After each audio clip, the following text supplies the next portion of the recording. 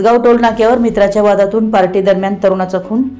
जयसिंगपूर शहरातील जयसिंगपूर परिसरात राहणारे लखन बागडी या तरुणाचा खून झाल्याची धक्कादायक घटना रविवारी दुपारी 26 ऑक्टोबर रोजी दुपारी 3 वाजण्याच्या सुमारास उघडकीस आली आहे।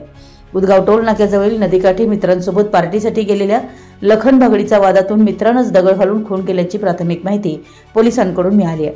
घटनास्थळावरून मिळालेल्या माहितीनुसार जयसिंगपूर येथील लखन बागडी वय 35 हा आपल्या काही मित्रांसोबत दुपारच्या सुमारास उदगाव टोल नाक्याजवळील नदीकाठी पार्टी करत असताना त्यांच्यात काही कारणावरून वाद झाला।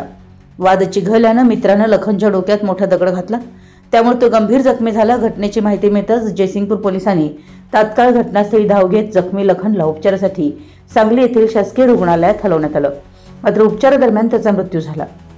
या घटनेने जयसिंगपूर शहरात एकच खळबळ उडाली। अलीकडच्या काळात शहरात ही दुसरी खुनाची घटना घडल्यानं नागरिकांमध्ये भीतीचं वातावरण निर्माण झालंय।